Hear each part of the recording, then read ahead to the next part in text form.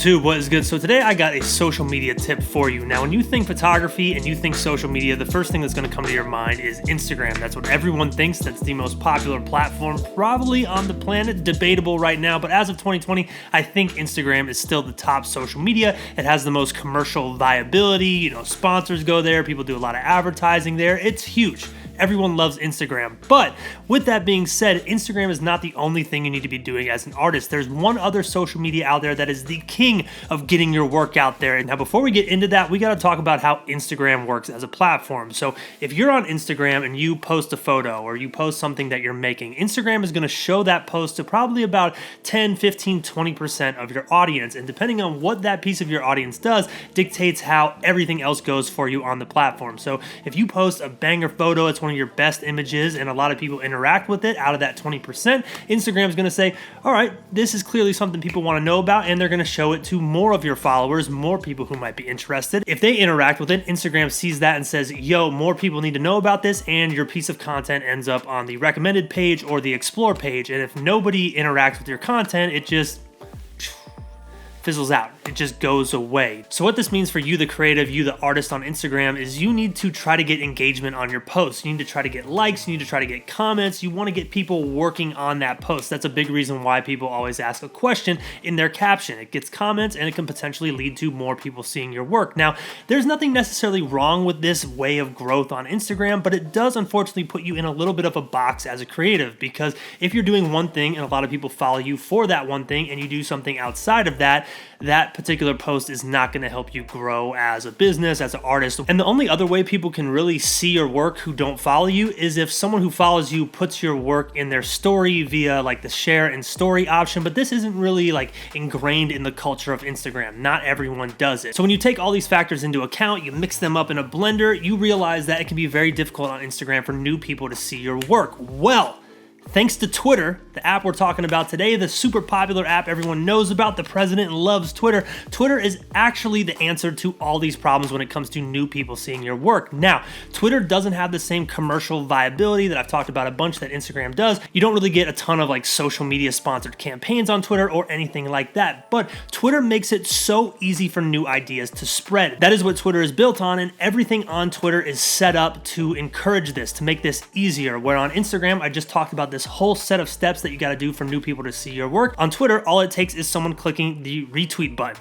They hit that retweet button, all their followers are now going to see your work. So real quick, let's go ahead and run through some of the basics of Twitter. I'm going to give you like a crash course. The two main mechanisms for spreading ideas on Twitter are likes and retweets. Now, a retweet is like the king of Twitter. You want retweets because it spreads your idea to other people's followers. So for example, let's say I have 100,000 followers, you have 10 followers, and somehow I managed to see a photo that you make. It is the best photo I've ever seen. All I got to do is click one button and now your photo is shown to the 100,000 people who follow me. It's actually on my timeline, sitting right there. Anyone who finds my page going forward, anyone who knows about me can see it sitting out there. Essentially, this can lead to exponential growth, and it's a reason why so many viral pieces of content start on Twitter and move to other platforms afterwards. Now, the second interaction mechanism that Twitter has is the like. It's a lot like the like on any other social media platform, someone just saying, hey, I like this. But Twitter does have an algorithm that is based on interest, meaning that let's say I have 100,000 subscribers, you tweet something that I think is really cool, I hit that like button on there. Twitter is going to use its algorithm to say, okay, this guy has 100,000 followers. I bet 20,000 of his followers are going to be interested in the fact that he liked this particular tweet, and it's going to show them an update. It's not the same as a retweet where it shows everyone everything, but a like can also spread your ideas. Everything on Twitter is based around spreading content and spreading ideas. And what you can do is you can build this following on Twitter, you can spread your art there, and then parlay it into other social media. So I want to give you some strategies on what you can do for that. One is the pin tweet. So you can just pin a tweet at the top of your profile saying, hey, if you want to see more of this, check out my Instagram. Or if you want to see videos for behind the scenes, go subscribe to my YouTube. And you can pin that tweet up there. It just lives up there forever. So anytime someone finds your page, this immediately gives them the opportunity to follow you on other platforms, especially if they find you interesting. Now, the second thing you can do is one of my personal favorite little strategies on Twitter. And what you do is you share your content, you share your art, your photography, whatever the thing you're making is, and give it a very very vague caption, something that doesn't isolate any audience out there. The most broad caption you can possibly give it, because people are going to be more likely to retweet it. And then under it, you can create a thread. Now, one of my favorite things about Twitter is the fact that it allows you to make threads. So what you can do is you can post your original piece of media with that vague caption, and then under it, you can post essentially like a message or a secondary caption to give everything context. So let's say I post 4 photos of Atlanta. I actually did this the other day. I said Atlanta 2016, and then under it, I explained, hey, today I edited some photos. These are from a while back. I forgot what exactly I said. But what you can do is, let's say you share 4 photos of wherever you're in. I don't know, Miami 2020. You post those photos.